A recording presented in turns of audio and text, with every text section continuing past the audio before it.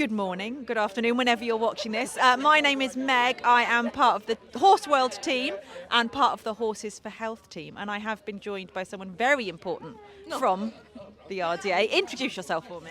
Well, my name's Claire Jenkinson. I'm a trustee of RDA UK, and up until last year I was the General Manager of Cotswolds Riding for the Disabled, which is one of the largest RDA groups in the country.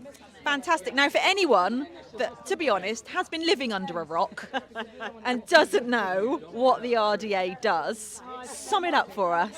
Well, I think a lot of people think they know about RDA and being kids having fun on fluffy ponies. And don't get me wrong, there is bucketfuls of that. However, we work with all natures of disabilities and right through the age groups. So, yes, it's kids having fun on fluffy ponies, but the impact of the riding, particularly for the adults as well, that's a surprise to some people. So RDA is going to be one of the benefiting charities from Horses for Health, which is so exciting. Along with HorseWorld, we're joining together, which is a lovely thing, which doesn't happen enough. No. So what difference will the support of our amazing Horses for Health riders, what kind of difference will it make for the people that use your services? Absolutely. Well, it's not just use our services, they need it now more than ever. We've always known that riding for the disabled was really important, but COVID, it having to stop, people really missed it. The impact on our riders' physical health, but also their loss of routine, the contact with the volunteers. Volunteers really missed their time with us because they got health benefits as well. It's not just the impact we have with our participants, it's a physical activity, but also the joy and fulfilment that volunteers get when they support a disabled rider, go on to really enjoy themselves, achieve things. It's remarkable. So COVID hurt everywhere, didn't it? It really did, and we are absolutely determined to get back up and running to the levels that we were before COVID, and then we have an ambition to reach 10,000 more. So that would be 35,000 people living with a disability. It's not all just about time in the saddle. That is absolutely our core. There's carriage driving as well. We do different disciplines. We have dressage, we have endurance, show jumping, vaulting.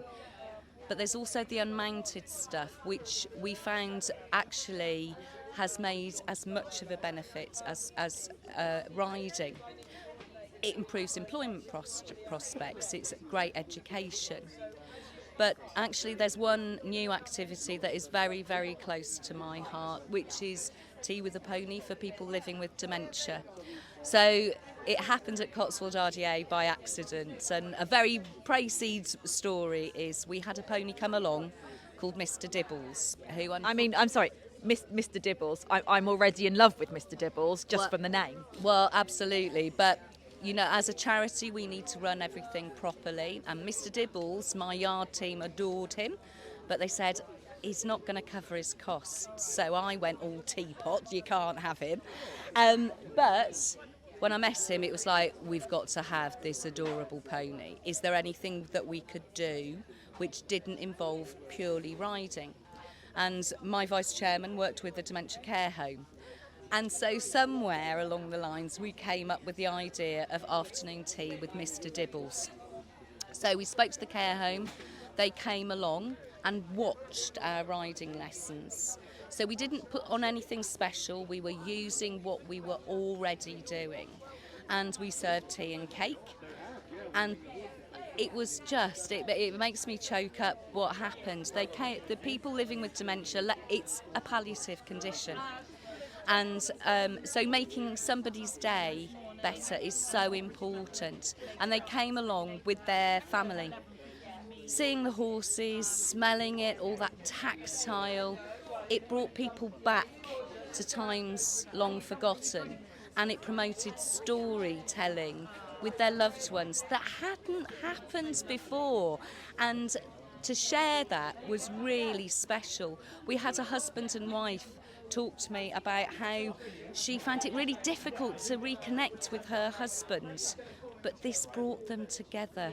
So it's something that we're working to roll out nationally. Not every one of the 500 groups is doing it yet, but it's just so fantastic because it's using our core activity, but to double the impact, not just for the participants, but also the volunteers. Dementia is huge within this country and it's getting bigger and bigger, and it's hard for the families.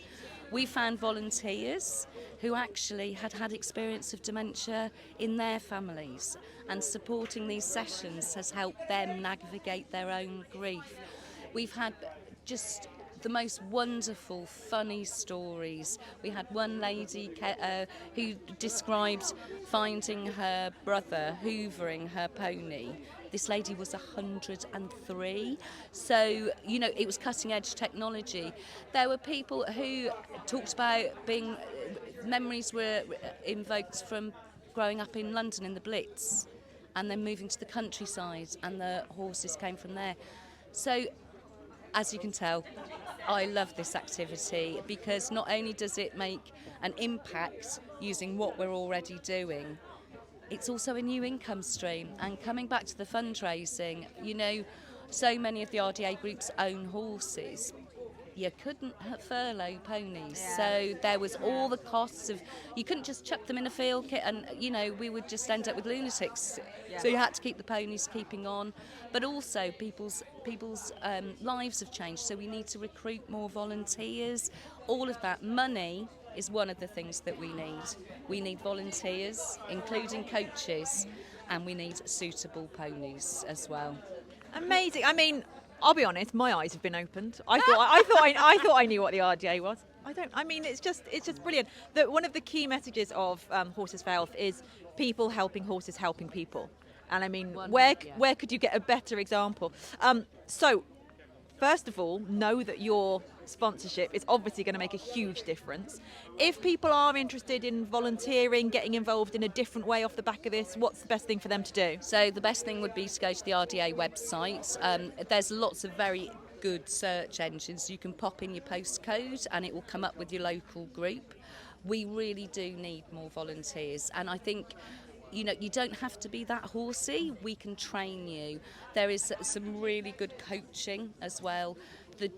I started as a volunteer at HorseWorld, and I cannot tell you how fulfilling it is, because people who maybe know about horses already, it opens your eyes to a completely different way that horses really transform lives.